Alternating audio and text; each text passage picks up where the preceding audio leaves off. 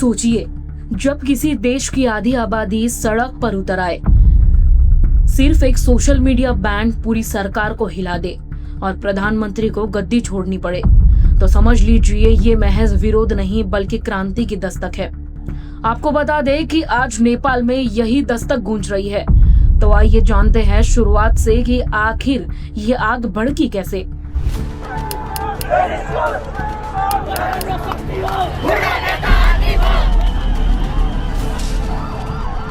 And they want to control us just like a dictator.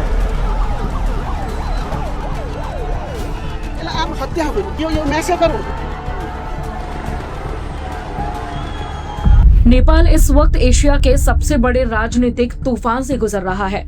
आपको बता दें कि ये शुरुआत हुई थी सोशल मीडिया बैन से।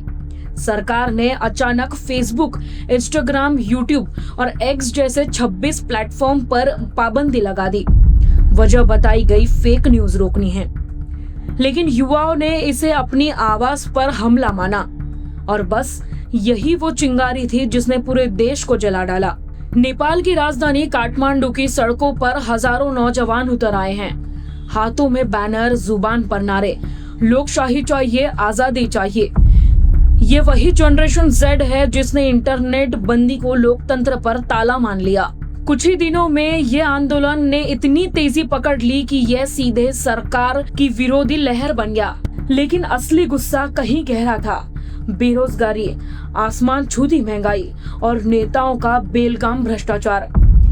सोशल मीडिया पर नेपो बेबी हैशटैग ने आग में घी डालने का काम किया।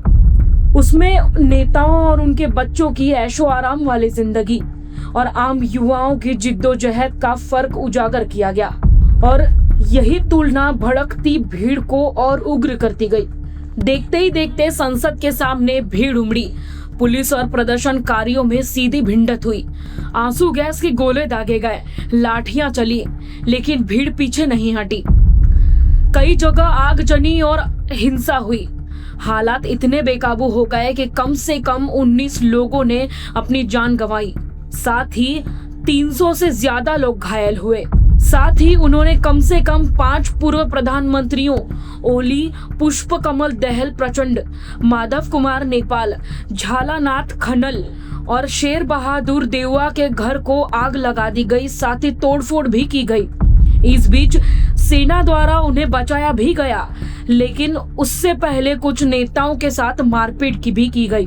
पूर्व प्रधानमंत्री खनल की पत्नी राज्य लक्ष्मी चित्रकार के काठमांडू स्थित घर में आग लगा दी गई, जिसमें वे गंभीर रूप से झुलस गई। देउवा और उनकी पत्नी आरजू देउवा, जो नेपाल की विदेश मंत्री हैं, उन पर हमला किया गया और पूर्व प्रधानमंत्री गंभीर रूप से घायल हो गए। वित्त मंत्री विष्णु प्रसाद पौडेल और सांसद एकनाल ढकाल, जो दोनों ओली के करीब है, उनको कपड़े उतारकर सड़क पर परेड कराया गया। पश्चिमी नेपाल के धनगढ़ी स्थित आरजू देउवा का घर और चितवन स्थित प्रचंड का आवास जमींदोस्त कर दिया गया। दबाव इतना बढ़ा कि प्रधानमंत्री केपी शर्मा ओली को आखिरकार कुर्सी छोड़नी पड़ी। सरकार को सोशल मीडिया बैन वापस लेना पड़ा। लेकिन अब सवाल सिर्फ इंटरनेट बहाल होने का नहीं, बल्कि अब नेपाल की नई पीढ़ी साफ कह रही है कि हमें सिर्फ चेहरे बदलने से काम नहीं चलेगा, हमें सिस्टम बदलना होगा।